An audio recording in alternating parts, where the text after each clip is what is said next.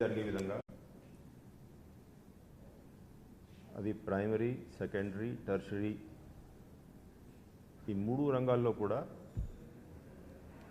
Facilities ఏర్పాటు చేసుకోవడం, ఖాళీ ఉన్నటువంటి పోస్టులు భర్తీలు చేసుకోవడం, ఇన్ఫ్రాస్ట్రక్చర్ ఇదంతా కూడా డెవలప్ చేసుకోవడం, కొత్త మెడికల్ కాలేజు బిల్డింగ్స్, అదేవిధంగా సిహెచ్సిస్ ఇవన్నీ కూడా, అది కాకుండా డాక్టర్ వైఎస్ఆర్ విలేజ్ క్లినిక్స్లో ఇన్ఫ్రాస్ట్రక్చర్ డెవలప్ చేసుకోవడం, ఇవన్నీ కూడా నిర్ణయాలు ఎప్పటికప్పుడు మీ ద్వారా తెలియజేస్తూ ఉన్నాం. అయితే ఇవాళ ఏదైతే ఈ శిశు సంరక్షణ కిట్ల గురించి డిస్కస్ చేస్తూ ఉన్నాం, మీరందరికీ తెలుసు ఈ పథకం 2016లో తీసుకురావడం జరిగింది. అంటే దాదాపు 695 ఎంత ఆ రూపీసు ఒక్కొక్క కిట్టు డెలివరీ అయ్యాక ఇవ్వాలనే ఉద్దేశంతో ఈ కార్యక్రమం ప్రారంభించారు. అయితే డిసెంబర్ 2019 ఎప్పుడైతే రాష్ట్ర ప్రభుత్వము ఆరోగ్య ఆసరా పథకం ప్రవేశపెట్టిందో అప్పుడు దాదాపు 1519 ప్రొసీజర్స్ ఆరోగ్యశ్రీ కింద ఉన్నటువంటి ప్రొసీజర్స్కి ఒకవైపు ఎంపానల్డ్ హాస్పిటల్స్లో, అదేవిధంగా ప్రభుత్వ ఆసుపత్రుల్లో ప్రభుత్వం ఖర్చు మీద ఉచిత ట్రీట్మెంట్ ఇస్తూనే ట్రీట్మెంట్ అయ్యాక కూడా రోజువారీగా సస్టెనెన్స్ కోసము 225 రూపాయలు చొప్పున ప్రొసీజర్ని బట్టి కొన్ని రోజులకి ఆ పేషెంట్లకి ఈ ఆరోగ్య ఆసరా పథకంని ప్రభుత్వం ప్రవేశపెట్టింది. చాలా మంచి ఫలితాలు ఈ ఆరోగ్య ఆసరా పథకం వల్ల ప్రజలకి అందాయి. ఇప్పుడు వరకు మనం ఒకసారి ఆ ఖర్చులు చూసుకుంటే డిసెంబర్ 2019 నుంచి మార్చ్ 2020 వరకు దాదాపు 79 కోట్ల రూపాయలు, అదేవిధంగా ఏప్రిల్ 2020 నుంచి మార్చ్ 21 వరకు 193 కోట్ల రూపాయలు ఆరోగ్య ఆసరా కింద ఇవ్వడం జరిగింది. ఈ సంవత్సరం చూసుకుంటే 1 ఏప్రిల్ నుంచి ఇంకా అక్టోబర్ పూర్తి కాలేదనుకోండి, దాదాపు 7 నెలల్లోనే 160 కోట్ల రూపాయలు ఆరోగ్య ఆసరా కింద ప్రభుత్వం ఈ పేషెంట్స్ అందరికీ కేటాయించారు. అదే ఆరోగ్య ఆసరా పథకం కింద డెలివరీస్ జరిగితే గవర్నమెంటు 2019లో ఫస్ట్ నార్మల్ డెలివరీ అయితే 3000 రూపాయలు, సిజేరియన్ డెలివరీ అయితే 1000 రూపాయలు అని ప్రకటించి మళ్ళీ దాన్ని అమెండ్మెంట్ తీసుకువచ్చి సెప్టెంబర్ 2020 నుంచి నార్మల్ డెలివరీ అయితే 5000, సిజేరియన్ డెలివరీ అయితే 3000 రూపాయలు ప్రతి ఒక్క డెలివరీకి ఈ ఆరోగ్యశ్రీ కింద తీసుకువచ్చి, అంటే ఆరోగ్యశ్రీ కింద ఇంకొక అడ్వాంటేజ్ అంటే ఎంపానల్డ్ హాస్పిటల్లో కూడా జరిగిన ఆరోగ్యశ్రీ కింద ఎంటైటిల్మెంట్ ఉంది కాబట్టి ప్రతి ఒక్క ఆరోగ్యశ్రీ కేసు కింద రిజిస్టర్ అయినటువంటి డెలివరీకి ఈ 5000, 3000 రూపాయలు ఇవ్వాలనేది ప్రకటించింది. దాన్ని బట్టి ప్రతి ఒక్క ఆరోగ్యశ్రీ డెలివరీకి ఈ అసిస్టెన్స్ ఇవ్వడం జరుగుతూ ఉంది. ఈ 2016లో ఎప్పుడైతే ఈ పథకం ప్రవేశపెట్టారో ఆ రోజుకి అటువంటి అసిస్టెన్స్ ఏమీ లేదు.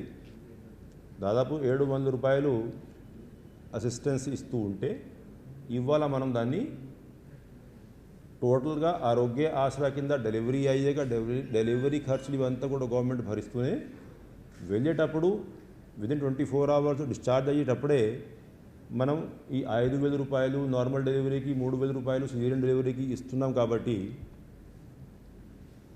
ఈ స్కీము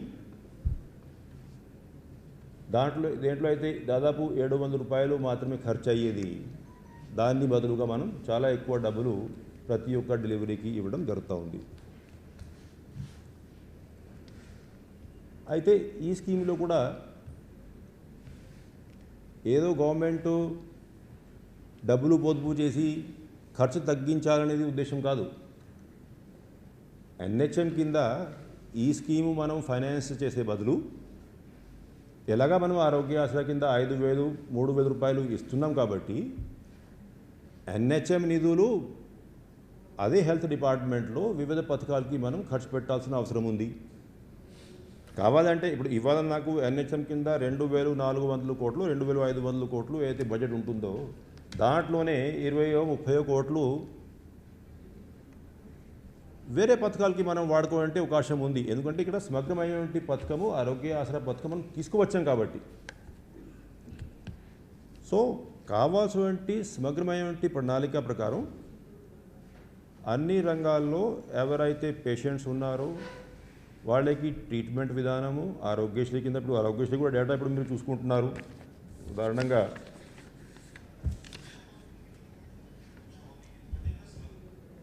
గత 2-3 సంవత్సరాలు మనం చూసుకున్నట్లయితే 17-18 1,218 కోట్ల రూపాయలు, 18-19 1,292 కోట్ల రూపాయలు, 19-20 1,500 కోట్ల రూపాయలు, 2021 1,676 కోట్ల రూపాయలు, 21-22 ఇప్పటికే 1,013 కోట్ల రూపాయలు.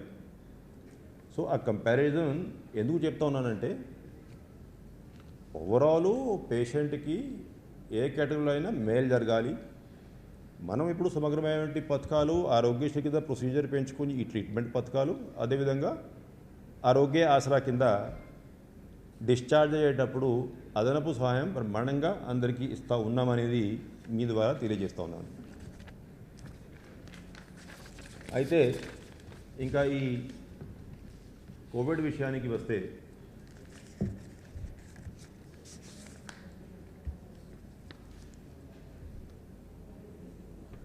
జిల్లాలో ఉన్నటువంటి అన్ని డిపార్ట్మెంట్ల సహకారంతో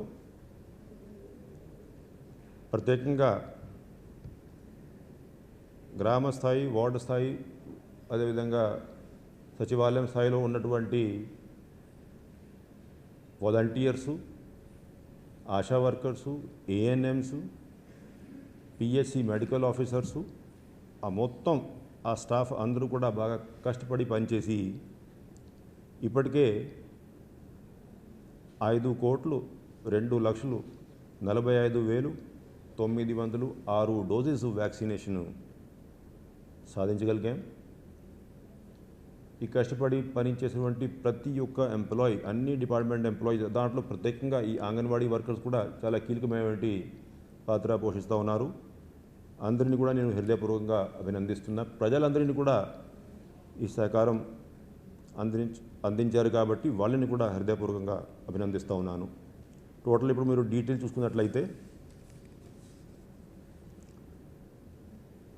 ఫస్ట్ అంటే 2 డోసులు తీసుకున్నటువంటి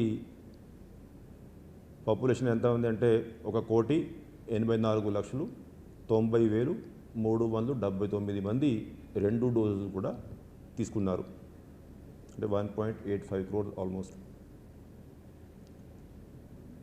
అది కాకుండా ఓన్లీ సింగిల్ డోస్ తీసుకున్న వాళ్ళు 1,32,65,148 మంది ఉన్నారు. మొత్తం కలిపి 3,17,55,527 మంది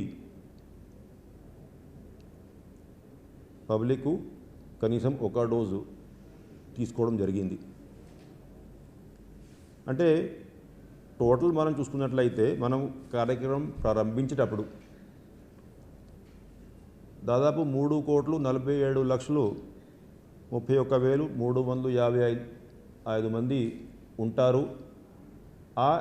ఆ రోజు ఉన్నటువంటి డేటాని బట్టి ఈ వ్యాక్సినేషన్ కార్యక్రమం ప్రారంభిస్తే దీన్ని బట్టి చూసుకున్నట్లయితే దాదాపు 91.43% పర్ఫార్మెన్స్. అయితే ఈ మధ్యలో గవర్నమెంట్ ఆఫ్ ఇండియా రాష్ట్రంలో ఉన్నటువంటి వ్యాక్సినేబుల్ పాపులేషను ఎంతమంది అంటే 3,95,22,000 అనేది అన్ని రాష్ట్రాలకి రిజిస్ట్రార్ జనరల్ సెన్సస్ నుంచి తీసుకొని డేటా కమ్యూనికేట్ చేశారు. అయితే ఈ 3,95,22,000 డేటాని బట్టి మనం చూసుకున్నట్లయితే ఈ పర్ఫార్మెన్స్ ఏదైతే ఉందో 3,17,55,527 it is 80.35% performance for at least 1 dose. అదేవిధంగా సెకండ్ డోజు ఏదైతే 1,84,90,379 తీసుకున్నారు, that amounts to 46.79%. Country as a whole మీరు కూడా చూసి ఉంటారు ఫిగర్స్. అవి బోత్ డోసెస్ తీసుకున్నటువంటి పబ్లిక్ దాదాపు 32-33% రేంజ్లో ఉన్నారు. మనం 46.79% సాధించాం ఈ డేటాని బట్టి. అయితే ఏదైతే మనం first 3.47 crore last year estimate వేసుకొని ముందుకు వెళ్ళాం, ఇప్పుడు 3.95 crores గవర్నమెంట్ ఆఫ్ ఇండియా ఏదైతే ఫిగర్స్ కమ్యూనికేట్ చేశారో దాని గురించి ఇప్పుడు మనం కలెక్టర్లందరికీ ఈ వాలంటీర్స్కి ఈ డేటా ఇవంతా కూడా ఇచ్చి ఇంటింటికి వెళ్ళి కరెక్ట్గా అసెస్మెంటు ఆ సర్వే త్వరగానే పూర్తి చేసుకొని యాక్చువల్ ఫిగరు మన రాష్ట్రంలో ఎంతమంది ఇంకా మిగిలి ఉన్నారు అవి వెరిఫై చేసుకోమన్నాం. బహుశా ఈ శుక్రవారం వరకు అందరూ కలెక్టర్స్ కూడా ఈ డేటా ఇచ్చేటువంటి పరిస్థితి ఉంటుంది. ఆ రోజుకి మళ్ళీ ఒకసారి మనం సమావేశం అయి కరెక్ట్గా ఎంతమందికి వ్యాక్సినేషన్ చేయాలనో ఆ డేటా కూడా మీ ద్వారా తెలియజేసుకుంటాం.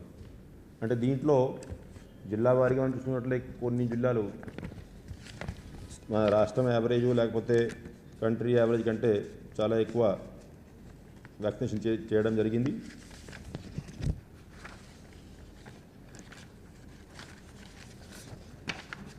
ఉదాహరణంగా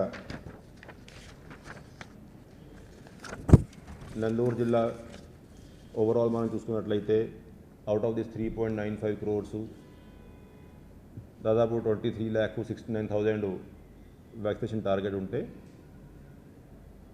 20,46,547 అంటే 86.36% ఈ గవర్నమెంట్ ఆఫ్ ఇండియా ఇచ్చేటువంటి టార్గెట్ని బట్టి 86.36%తో బ్రహ్మాండంగా వ్యాక్సినేషన్ చేసుకుంటున్నారు. అదేవిధంగా వైజాగ్ 85.23%, ఈస్ట్ గోదావరి 83.56%. అదేవిధంగా కొన్ని జిల్లాలు శ్రీకాకుళము 75%, విజయనగరము దాదాపు 71.3%. అంటే కొన్ని జిల్లాల్లో ఈ మైగ్రేషను ఇవన్నీ ఇష్యూసు దానివల్ల అంటే ప్రోగ్రెస్ ఆటోమేటికలీ గ్రామ స్థాయిలో ఎంతమంది ఉన్నారు అవైలబుల్ దాన్ని బట్టి ఆధారపడి ఉంటుంది. అంటే ఆ ఇంటింటికి వెళ్ళి ఆ సర్వే ఇవన్నీ చేసుకుంటే అప్పుడు పూర్తి పిక్చరు ఈ శుక్రవారం కల్లా ఎంతమంది గ్రామాల్లో పట్టణాల్లో ఉండి ఇంకా వ్యాక్సినేషన్ చేయకుండా ఉన్నారు అవి కంపైల్ చేసుకుంటే అవకాశం ఉంటుంది. దాన్ని బట్టి ఇంకా ఫర్దర్ నెక్స్ట్ 10-15 డేస్లో ఉన్నటువంటి వ్యాక్సిన్ డోసెస్ ఉపయోగించేటువంటి పరిస్థితి ఉంటుంది. అయితే ఇవాళ ఒకసారి ఆ కేసు సంఖ్య చూసుకున్నట్లయితే గత 24 గంటల్లో 27,641 శాంపిల్స్ టెస్ట్ చేస్తే 295 మంది పాజిటివ్, 7 మరణాలు నమోదైనాయి ఈ కోవిడ్ కింద. సో అదేవిధంగా ఈ black fungus mucormycosis cases చేసుకుంటే ఇప్పుడు చాలా తక్కువ వస్తున్నాయి అనుకోండి. 2 కేసులు ఈ 24 గంటల్లో అవి కూడా నమోదైనాయి. అయితే కేసులు తగ్గించిన ఈ 104 కాల్ సెంటర్ ఏదైతే ఉందో అది యాజ్ ఇట్ ఈజ్గా సీరియస్గానే మానిటరింగ్ చేసుకుంటూ పని చేయాలి అనేది జిల్లా కలెక్టర్లందరికీ ఆదేశాలు జారీ చేశాం. ఎందుకంటే 16 ఏప్రిల్ మనం ఈ 104 కాల్ సెంటర్ని రివైవ్ చేసేటప్పుడు ఏదైతే ఒక 1 వీక్ 2 వీక్స్ టైం అప్పుడు తీసుకున్నాం, అటువంటివి పరిస్థితి మళ్ళీ రాకుండా ఉండాలి. కంటిన్యూస్ మానిటరింగ్ జరుగుతూ ఉండాలి. దానికి ఇప్పుడు మీరు వివరాలు చూసుకుంటే టోటల్ ఆ రోజు నుంచి ఇప్పుడు వరకు మనం దాదాపు 6,05,019 కాల్స్ 104 కాల్ సెంటర్స్కి కావాల్సిన ఇన్ఫర్మేషన్ కోరుకున్న వాళ్ళు, అదేవిధంగా వ్యాక్సినేషను, లేకపోతే హాస్పిటల్ అడ్మిషన్స్, టెస్ట్ రిజల్ట్స్ ఇవన్నింటి కోసం నమోదైనాయి. అదేవిధంగా ఏదైతే దాదాపు 5,500 మంది డాక్టర్స్ని మన దగ్గర ఈ టెలికన్సల్టేషన్ కోసం రిజిస్ట్రేషన్ చేసుకొని అవుట్ గోయింగ్ కాల్స్ ప్రారంభించాము. ఆ ఫిగర్ ఇప్పటికే దాదాపు 11,93,282 కాల్స్ నమోదైనాయి. సో ప్రతి ఒక్క పేషెంట్స్ ఎవరైతే హోమ్ ఐసోలేషన్లో ఉన్నారో, లేకపోతే చాలా తక్కువ మంది ఇప్పుడు హాస్పిటల్స్ కోవిడ్ కేర్ సెంటర్స్లో ఉన్నారు, వాళ్ళకి ఫోన్ చేయడం, జరుగుతున్న ట్రీట్మెంట్ మీద ఇన్ఫర్మేషన్ తీసుకోవడము, కావాల్సిన గైడెన్స్ ఇవ్వడము, ఇవన్నీ కూడా చేసుకోవడం జరుగుతూ ఉంది. అది కాక మామూలుగా మీకు తెలుసు, ఇప్పుడు అంతకుముందే మనం ఒకవేళ థర్డ్ వేవ్ వచ్చేలాగా ఉంటే దానికి కావాల్సినటువంటి ఏర్పాట్లు, పెడియాట్రిషియన్ రిక్రూట్మెంటు, స్టాఫ్ నర్సెస్కి ట్రైనింగు, కావాల్సినటువంటి ఆక్సిజన్ లైన్సు, సిలిండర్సు, కాన్సన్ట్రేటర్సు, కావాల్సినటువంటి మెడిసిన్ డోజెస్ సర్ప్లస్ స్టాక్ పెట్టుకోవడము, ఇవన్నీ కూడా పకడ్బందీగా చేశారు ఆంధ్ర రాష్ట్రంలో. ఇప్పుడు ఉన్నటువంటి పరిస్థితిని బట్టి అయితే అన్ని చోట బెడ్స్ ఇవన్నీ అవైలబుల్గా ఉన్నాయి. కావాల్సినటువంటి స్టాక్ ఆఫ్ కాన్సన్ట్రేటర్సు, సిలిండర్స్ ఇవన్నీ కూడా ఉన్నాయి.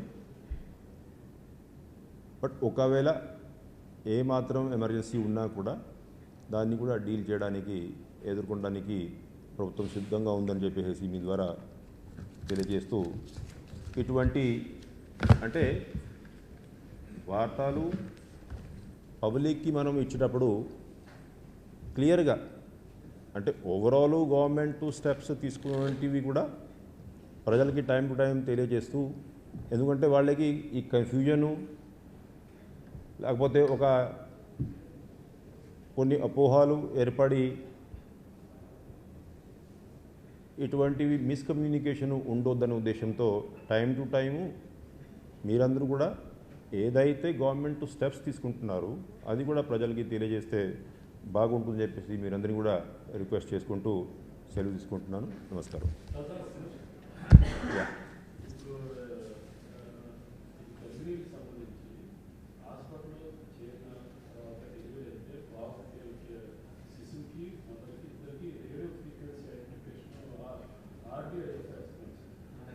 ఏది ఏది క్లారిఫై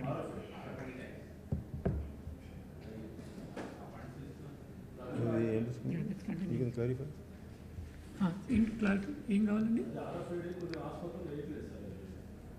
ఎక్కడైనా స్పెసిఫిక్ హాస్పిటల్ ఉంటే will take action as such. Programme is continuing. RFID tax programme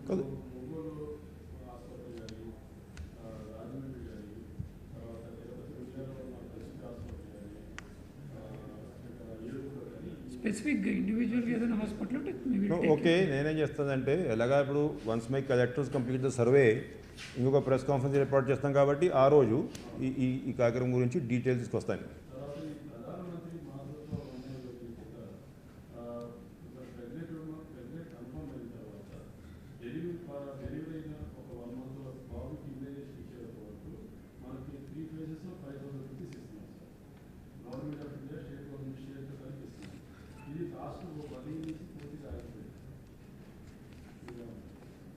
అంటే ఇప్పుడు because I came prepared for data on one particular aspect, ఈ స్కీమ్ మీద డేటా తీసుకురాలేదు. Next week when I come to you for detailed survey information, I bring the information on the scheme and give you details.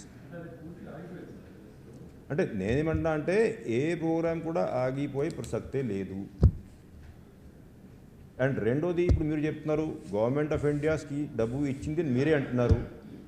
ఇచ్చాక మేమేం divert చేయదలుచుకోలేదు, divert చేయరాదు కూడా. కాబట్టి you give me 4-5 days time, anyway next Monday, Tuesday, whenever I have a press conference, I will come with full facts on this scheme. Regularly ఈ మధ్యకాలంలో మనకి health department సంబంధించి సీఎంఎంఎస్ ఎక్కువ బిల్లులు ఆగిపోతున్నాయి. నియర్లీ 1,500 crores ప్రాజెక్టు మనకి పెండింగ్లో ఉన్నాయి. ఏపీఎస్ ఐఐఎస్ నుంచి 600 crores, ఆర్ఓటీసీ నుంచి సెప్టెంబర్ 20 పేమెంట్ జరిగినాయి. ఆ తర్వాత కొన్ని అది కొంచెం power non medical hospital, medical colleges కొత్త వాటికి కానీ లేదా నాన్ మెడికల్ పెట్టిన డెవలప్మెంట్కి సంబంధించి కానీ పేమెంట్స్ ఇన్ టైంలో దక్కకపోవడం, వర్క్ బాగా స్లో అయింది. అసలు ఎన్ని కోట్లు మనకి రావాలి? ఏ మాత్రం వాస్తవం కాదు. ఉదాహరణంగా డాక్టర్ వైఎస్ఆర్ విలేజ్ క్లినిక్ కింద అంతకుముందు ఇప్పుడు మనం అంటే పంచాయతీరాజ్ డిపార్ట్మెంటు నరేగా నిధులు టైఅప్ చేసుకొని 50%, 50% ఏమో మనం హెల్త్ డిపార్ట్మెంట్ నుంచి టైఅప్ చేసుకొని దాదాపు 8,585 డాక్టర్ వైఎస్ఆర్ విలేజ్ క్లినిక్స్ ప్రారంభించాం. సో ఫస్ట్ నరేగా నిధులు ఏదైతే 50% వాళ్ళు ఇవ్వాలి కాబట్టి ఇది వాడుకున్నాం. దెన్ హెల్త్ డిపార్ట్మెంట్ నిధులు జస్ట్ ఒక 1 week బ్యాకే దాదాపు 380 ఎంత ఇచ్చాం మనం, 220 crores. 220 crores దానికి యాక్చువల్ పేమెంట్ చేయడం జరిగింది. కాబట్టి ఈ పేమెంట్స్ రాకపోవడం వల్ల పనులు ఆగిపోయినాయి, కాంట్రాక్టర్ ముందుకు రావట్లేదు, ఎటువంటిది ఏ మాత్రము కరెక్ట్ కాదు. గవర్నమెంటు ఏదైతే కమిట్మెంట్ ఇచ్చిందో ఆ పథకాలు ఆ టైం ఫ్రేమ్లో డెఫినెట్గా పూర్తి చేసేటువంటి ప్రణాళిక ప్రకారమే ముందుకు వెళ్తున్నాం. ఈ ఈ నిధులు ఇప్పుడు 1 week, 2 weeks, 3 weeks ఇటు అటు డిపెండింగ్ ఆన్ ద సిచ్యువేషన్ అది ఉండొచ్చు. బట్ పేమెంట్ జరగట్లేదు అనేది కరెక్ట్ కాదు.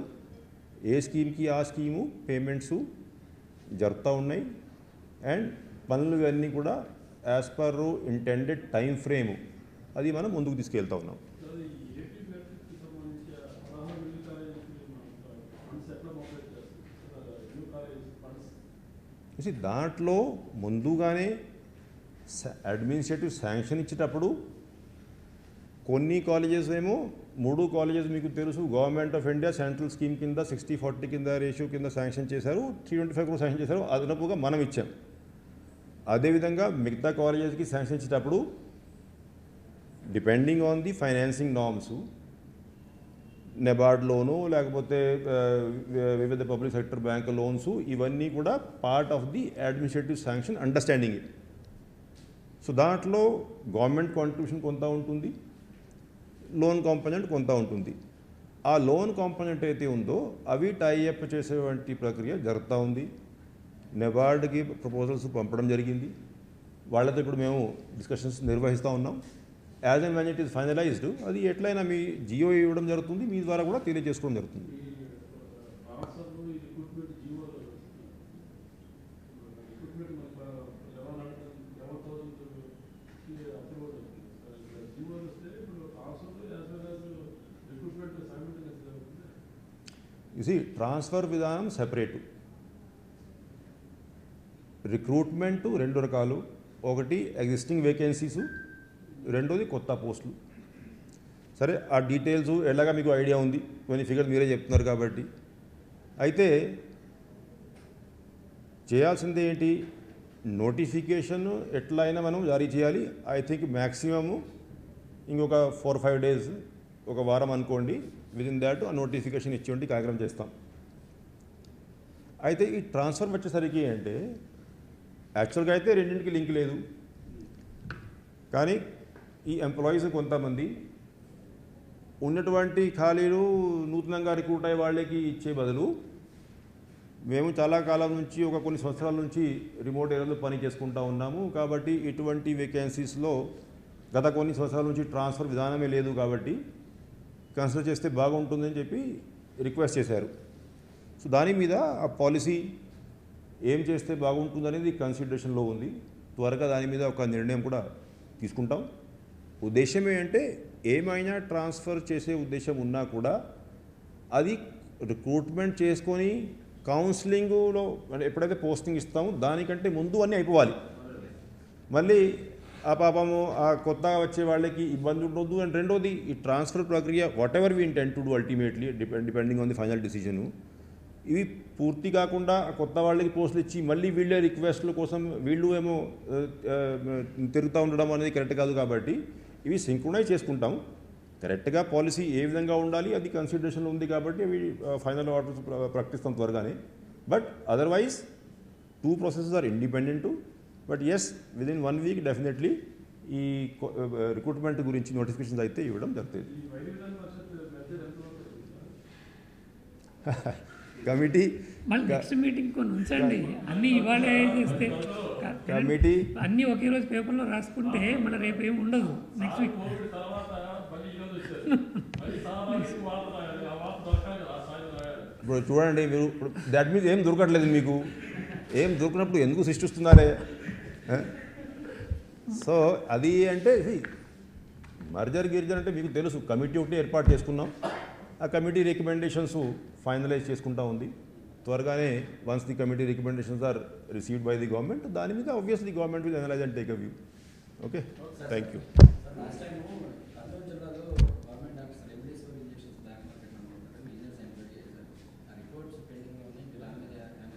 నాకు ఇప్పుడు ఇదేం యూపీఎస్సీ ఇంటర్వ్యూ కాదు కదా, సడన్గా ఏదో ఒకటి క్వశ్చన్. ఇప్పుడు I don't remember the facts of the case, but now that you raised it, next press కాన్ఫరెన్స్లో డీటెయిల్ తీసుకొస్తాను.